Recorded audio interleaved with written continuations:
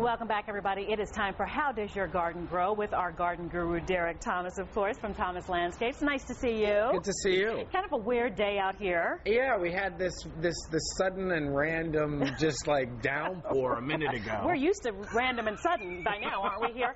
Anyway, it is getting cooler. It doesn't feel like it necessarily right now, but we need to know like the hardy plants so we can still be pretty when temperatures drop a little bit. Right, and we're falling into flowering time. Okay. Because fall is another time when you get a lot of beautiful, beautiful flowers. Definitely. Like this mum, you know. Things like mums, even some of the heather, aster.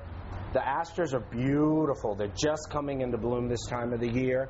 And you've still got time with things like your Japanese bloodgrass and your salvias still blooming.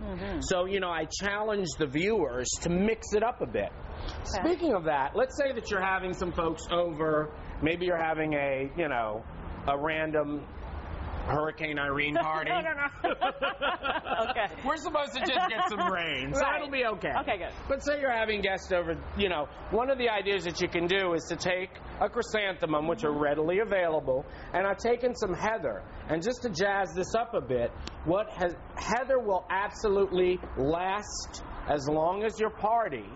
And it looks as though you're getting 2 plants for 1 there. Right. So you just dress that up a little bit. That makes a nice centerpiece or even an entry, you know, arrangement. It looks special. It absolutely does. And you've jazzed it up a bit. Another thing that you can think about doing this time of the year, plants like violets. This violet, that's the bloom that you can expect in the spring. Okay. But the leaves have got this second flush going.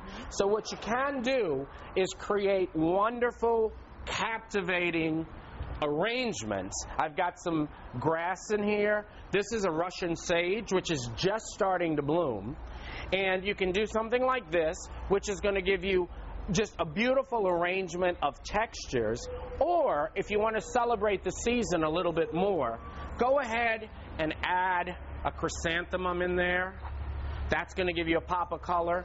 Take a little bit of heather, add that into the pot, and don't be afraid to mix and match your colors and textures. You make it look so easy, though, Derek. You make it look so easy. Well, but you have to be willing to experiment. Okay. When you go to the garden center, don't just pick out a tray of chrysanthemums. Right. Don't just pick out 6 pansies.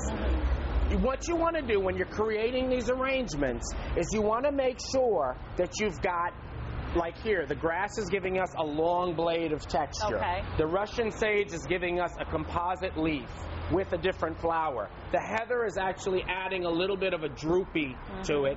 And then the mum is bringing it all together with the pop of color. Okay. Now you could also, if you didn't want to do the pop of color, if you wanted something a little bit more muted, what you could absolutely do is go back to the violet. You know, don't be afraid to experiment when you're doing these arrangements. I love it. And you know what? I think maybe if I could remember the height. Right. Like to mix it up that way. The height, the color, the group. I like that. And play with it. When you're at the nursery, if you're going to pick out a planter like this, play with it. Put the different contrasting combos together and see if you like it. I love it. All right. All these tips, of course, on myfoxdc.com under How Does Your Garden Go. We will be right back.